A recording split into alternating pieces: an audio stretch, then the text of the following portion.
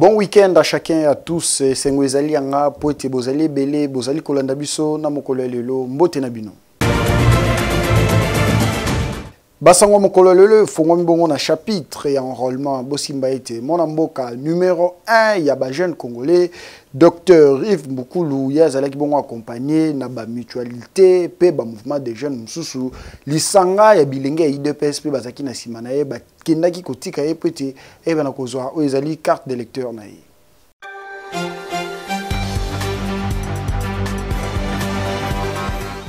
Ba association ya ba jeune, ba mutualité, na ba structure msusu ya jeunesse kinoise, lelo bazalaki mobiliser bango nyonso, bazalaki bongo nasima ya yemoko, les patrons de la jeunesse congolaise, tobengie, le docteur Yves Moukoulou, azali bongo ministre ya jeunesse, azalaki accompagné na bilenge oyo bozali komona awa, ezalaki rapport de force sur terrain, bisika nini ba accompagné ki po etiaki ne kozwa bongo carte d'électeur na ye, na yango jeunesse ya IDPS bango pe balobaki esengeli to mema oyo ya biso likolo po ayeba na kozwa carte na ye na lolenge esengeli na sima kozwa carte na ye le ministre Yves Moukoulou ba jeune batikalaki na simate bango balobaki boy lelo bomoni bino moko démonstration de force oyo IDPS la kishi tolobaka chaque fois que IDPS est après pour une élection et bozomona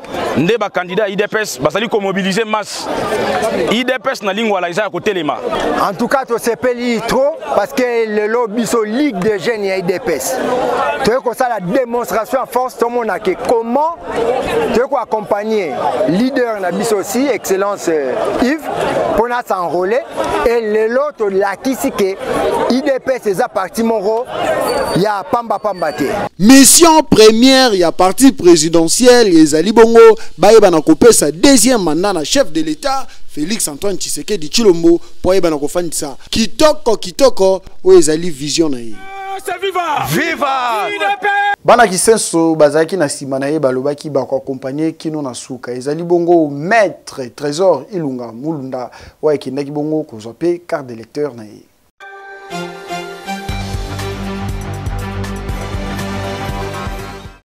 Mobange na mobilisation et salemaki mokolo ya lelo kuna na kisenso epa ya yemoko mwana mboka maître Trésor Ilunga Mulunda o azali bongo au cadre ya Alliance pour les actions de développement du Congo na mukuse AADC. Ba mama, ba papa, pe ba jeune ya kisenso balobaki cette fois-ci esengeli to pona mwana mabele oyo bakino ba mesana koloba mabele mame oyo botama akola pe atanga na kisenso ye wana nde akozala na souci ya baike o bazali na ngambu wana na yango nde ba accompagnaki inde na sima ya musique ya fanfare mwana mboka Trésor Ilunga kino na centre d'enrôlement na ye pe akomaki kitoko akoti bayambiye bien azui carte na ye pe tango asilisi abimi ase confiaki na micro ya Mark FM.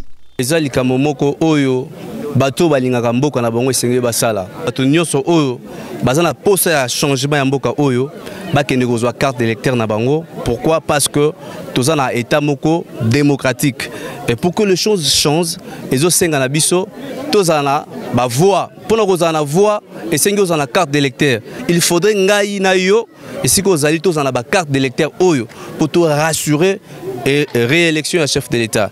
Paix ami balé, c'est que tous en a régime semi-parlementaire. Je suis un juriste, comprenez. C'est-à-dire que le Parlement a un pouvoir. Alors pour le chef de l'État, a un main libre et aussi a un député na député na ye. Alors ngai na se décida qui déjà qu'il faut dans l'Assemblée nationale pour la soutenir mon Kondamboka étant député national. Quand ya koyeba bongo na kopona ba tête bien faite pour la Assemblée nationale ezali koya po ba oyo bazali kuna ba yokisi ba congolais soni na yango bazali pe contenir kopesa chef de l'État deuxième mandat na ye. Totikali kaka na sujet ya enrôlement bosimba ete mwana mboka Ezekiel Belechai Kabulongo akendaki pe ko s'enrôler ye à accomplir bongo devoir civique na ye.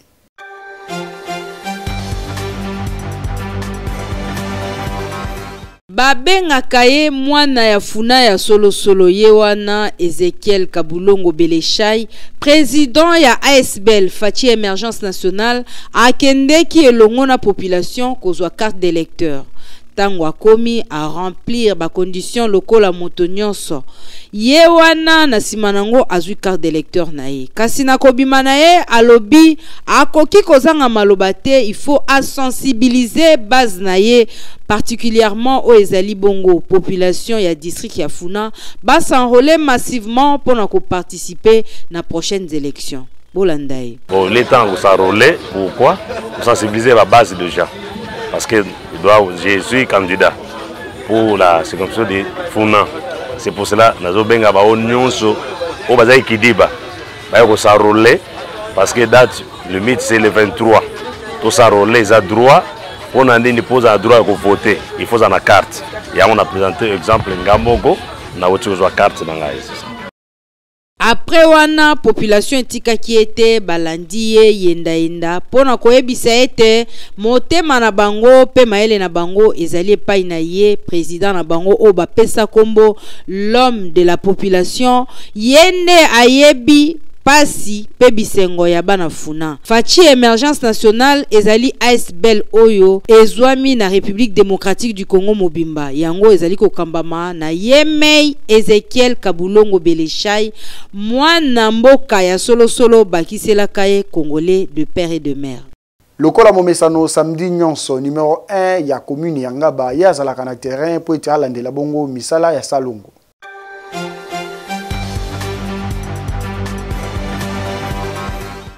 Le bourgmestre du terrain, Aimé Francis Lolinga, akitaki mokolo ya lelo na commune na ye kaka pona kosalisa mobange na salongo po alobi Ngaba ekozala lisusu salite te, alingi Ngaba elata elamba ya sika kaka ndenge bozali komona abandaki na rompwe Ngaba ti na kianza azali kotambola bien mégaphone pona kobelela koyebisa na bateki nyonso oyo batekaka na nzela bakanga nanu po samedi déjà l'état tia de 6h ti 10h ezalaka moment ya salongo avant population babanda koteka azali kokota na bavenu kosolola na ba chef de rue po bayeba kobeta c'était chaque samedi population babimaka pona kosala salongo kolongola basalite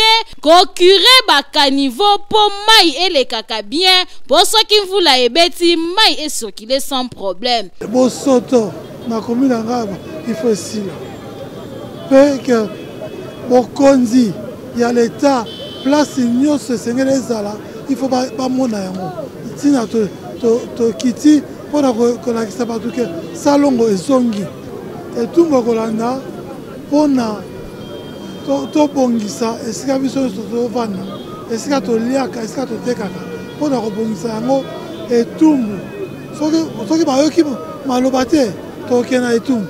Boye ezali kitoko makasi, félicitations na bourgmestre Francis Aimé Lolinga oyo peuple bapesi ye kombo le bourgmestre du terrain, c'est-à-dire ye aboyi na ye bureau po na Ngaba alobi akokanga maboko te akosala effort ti Ngaba ezala meilleure commune ya Kinshasa, commune oyo ezali propre koleka ba commune nyonso.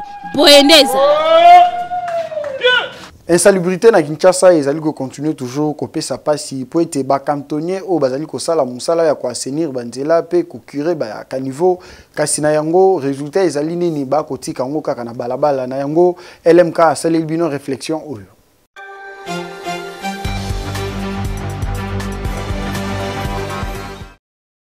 Population bazali kolela mingi na ndenge gouvernement azali kosala musala ya kokure ba caniveau. na ville province ya Kinshasa ndenge azali kotika basalite wana. Kolongola basalite ezali malamu kasi musala il faut koma na suka bino moko botala ndenge bisika misusu bakure kasi batiki salite kaka wana awa ko tozali na periode ya mvula soki kaka mvula ebeti basalite wana ezali kozonga nango lisusu yango wana a chaque fois mvula soki ebeti okomona ba avenue ezali kotonda na ba mai suite ya basalite oyo ezali kozonga kaka pona kubushe ba caniveau. Gouverneur ya ville province ya Kinshasa Jantini Ngobila elongo na vice gouverneur Jekoko Mulumba bo trouver nanu solution ya malamu po Kinshasa ezonga bopeto kobenga na batu na nzela ezali malamu kasi environnement pe soki ezali salite ezali malamu te bozwa nanu solution na oyo etali curage ya bakaniveau pe ya ba rivière oyo ezali na ville province ya Kinshasa kolongola basalite wana kotika bakaniveau polele pe basalite wana komemango bisika elongo bani po banzela ya ville province ya Kinshasa ezonga kitoko. Boyoki na Kinshasa respect ya code de la route ezaka lisusu te po mutu nyonso na nzela akoma kotambola lolenge ya lingi wana ezali ba chauffeur ya Kinshasa.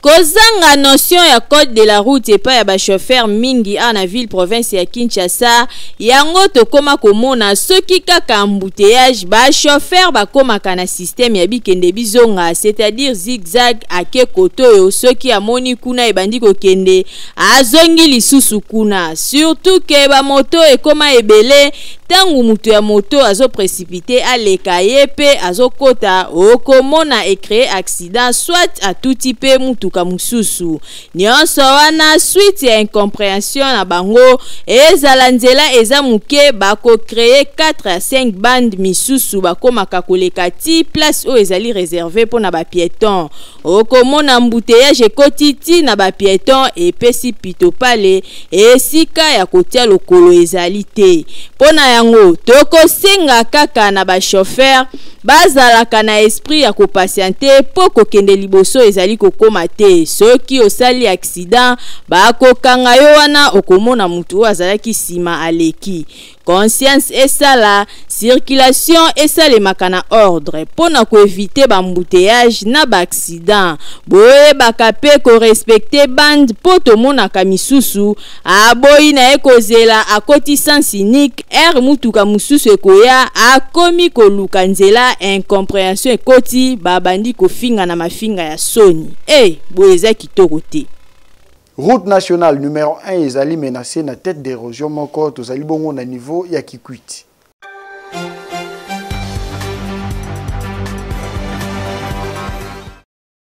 Tête moko ya érosion ezali ko menacé ekata route nationale numéro 1 na hauteur ya Kikwit na province ya Kwilu. État ya chaussée ezali ko inquiéter des gens ba passagers. Parti monene ya macadam ezali emporté, pe situation eza aggravante après dégâts ya pluie diluvienne ya dimanche dernier. Route nationale numéro 1 ezali ko relier province ya Congo central na capitale Kinshasa pe ezali ko se prolonger ti na province ya Kwango pona koleka par territoire ya Masimanimba na kati ya ville ya Kikwit na province ya Kwilu. Prolongement na bango ezali ko arriver kino na Chikapa na province ya Kasai. Kotala gravité ya fait oyo etindi toyebisa na bakonza mboka pona kobeta mbela basala eloko na atina ya kobongisa esika oyo po nzela oyo ezali ko permettre fluidité de transport pe ezali lisusu ko permettre accessibilité na bana mboka pona koteka pe kosomba biloko ebele ndakisa biloko ya kolia kotika yango ebeba pe koma na eta oyo ekoluka ekweisa d'autre part mombongo pe économie ya mboka ekozala par terre na tina ya koyebela déjà avant pona kosala eloko. Obela malade na yo ezwa solution te beta tour na centre hospitalier Dominique Lecoeur pour na solution ya malade na yo.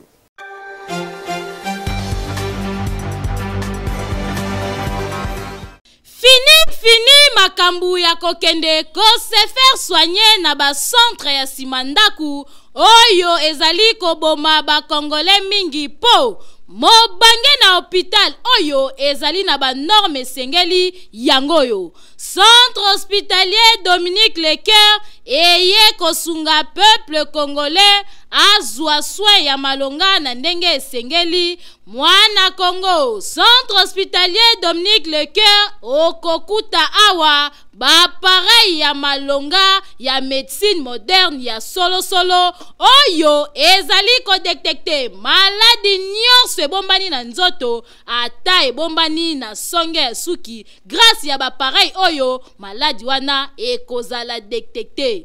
Awa bazali na laboratoire ya malonga kaka pona kosunga peuple congolais. Esengeli boyeba ke ba médecin oyo bazali ko traiter pe awa bazali ba médecin oyo batanga médecine na libanda ya mboka kasi baye ko pratiquer yango awa na République démocratique du Congo pona kosunga bandeko na bango bazwa soin ya malonga na ndenge esengeli. Na oyo etali prise en charge bomi tungisama te kokende libanda ya mboka na centre hospitalier Dominique Lecoeur prise en charge ezali assurée. Esengeli koyeba lisusu que centre hospitalier Dominique Lecoeur ezali na ba service locaux la chirurgie, maternité, radiologie, kinésithérapie, échographie, endoscopie. Nyonso wana kaka po basunga peuple congolais ba patient na bango bazala bien traité. Na oyo etali cas d'urgence soki obeli na ndaku ozali na possibilité ya kokoma hôpital benga kaka ba numéro oyo po awa ba ambulance ezali bakoya kozwa yo tina ndaku pe babandi ko traité yo na kati ya mutuka tibo kokoma na hôpital. Makambo boye okomona ngo bipai nini soki na centre hospitalier Dominique Lecoeur te. Otuningai centre hospitalier Dominique Lecoeur ezwami wapi? Boki Mambangu na quartier Joli Park avenue Ring numéro 4 plus précisément na commune ya Ngaliema. Bokende na bino bikenda kenda te na ba hôpital ya Simandaku po la santé n'a pas de prix. Boyoki Studio Liloba ezali bisika malamu mpona yo alanga nzembo kende okosala musala na ba condition o elongo bani.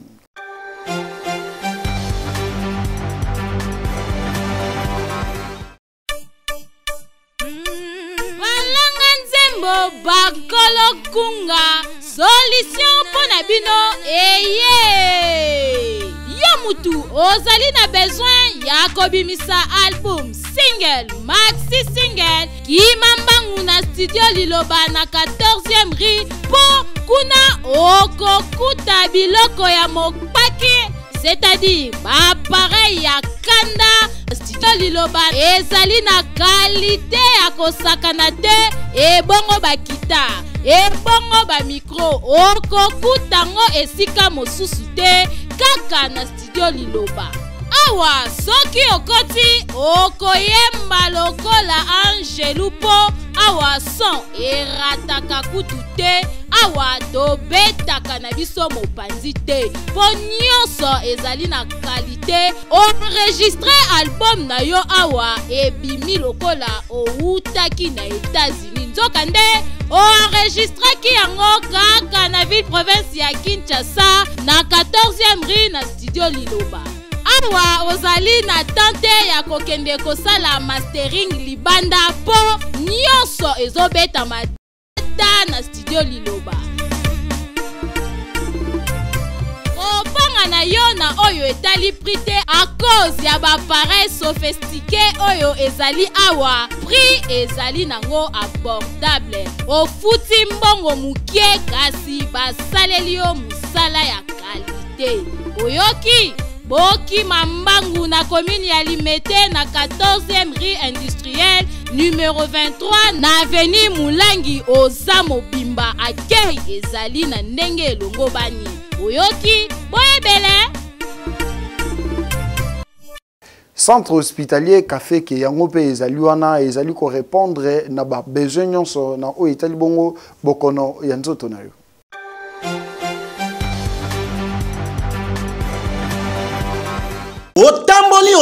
otamboli solution yango yo.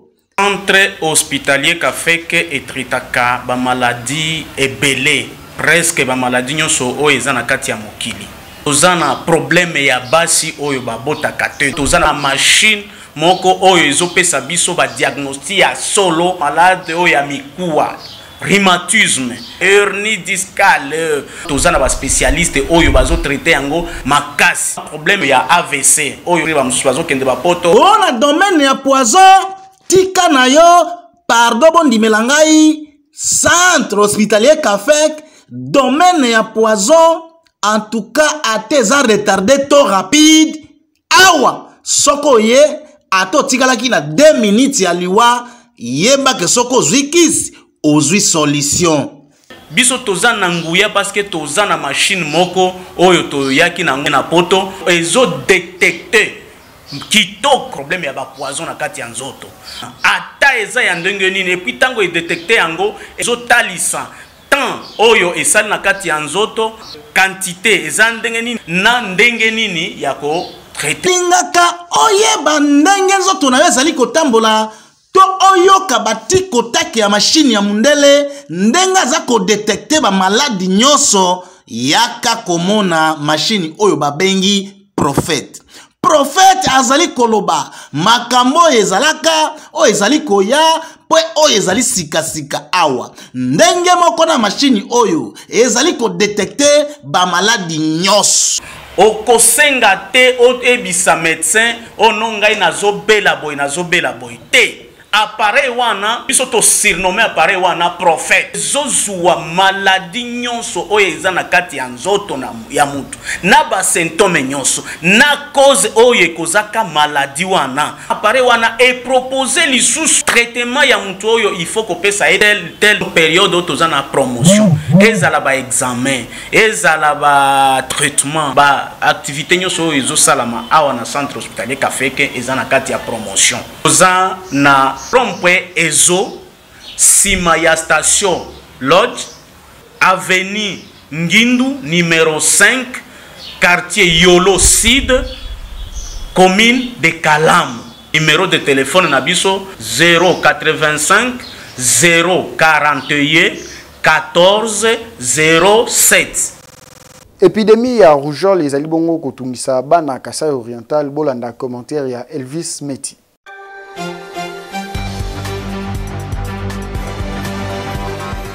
Épidémie oyo ezali ko toucher na mokolo ya lelo 17 zones de santé oyo ezali ko composer ba province oyo ezali situé na centre ya République démocratique du Congo. Ezali oyo epeselaki chef ya division provinciale ya santé Dr Nestor Chiteku mokolo ya mardi 10 janvier.